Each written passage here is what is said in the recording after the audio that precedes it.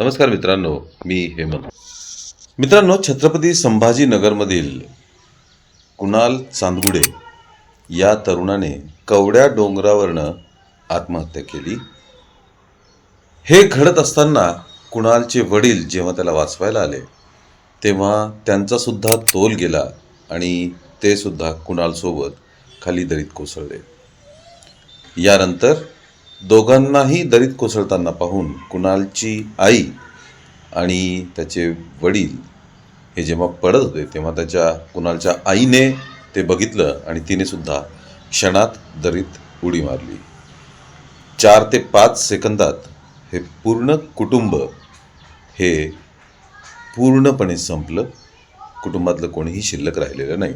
आता सोशल मीडियात या बाबतीत बोलताना बरेच दावे प्रतिदावे चर्चा होत आहेत की आयफोनसाठी आणि आयफोनचे हप्ते थकले होते त्यासाठी कुणालचा त्याच्या वडिलांशी वाद होत होता.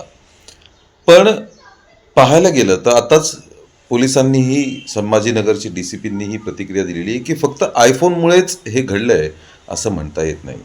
कुणालकडे स्वतःचा आयफोन आधीपासून होता, त्यामुळे फक्त आयफोनचा हट्ट असं म्हणता येत नाही.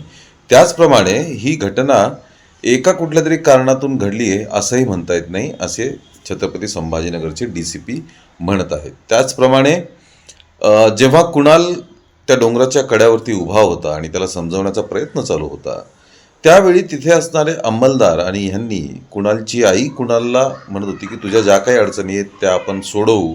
इतरही लोक त्याला समजावत होते. त्यामुळे हे प्रकरण फक्त आयफोनसाठीच झालंय असं म्हणता येणार नाही. आयफोन हे त्यातलं एक कारण असू शकतं, पण मुळात प्रत्यक्षदर्शी हेच सांगतात की तो प्रचंड तणावात दिसत होता, डिप्रेशनमध्ये दिसत होता, टेन्शनमध्ये दिसत होता, स्ट्रेस त्याला बराच दिसत होता, त्यामुळे तो असं पाऊल उचलत होता.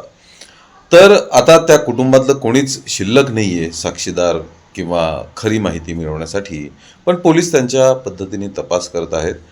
सांगायचं एवढंच की ही अत्यंत दुर्दैवी घटना आहे आणि एक अख्खं कुटुंब डोंगरावरनं कोसळून खाली पडणं हे अत्यंत दुर्दैवी आहे. उद्या आपण या घटनेचा सविस्तर व्हिडिओ घेऊन येत आहोत. पूर्ण घटना काय घडली, घटनाक्रम काय होता, काय चर्चा झाल्या, कुटुंबाची अवस्था काय होती, कुणालचं नेमकं म्हणणं काय होतं, या सर्व गोष्टींचा शोध घेऊन उद्या आपण यावरती एक सविस्तर व्हिडिओ पाहणार आहोत. त्यामुळे चॅनलला सबस्क्राईब करून ठेवा, म्हणजे उद्या येणारा व्हिडिओ तुम्हाला नक्की बघायला मिळेल. धन्यवाद.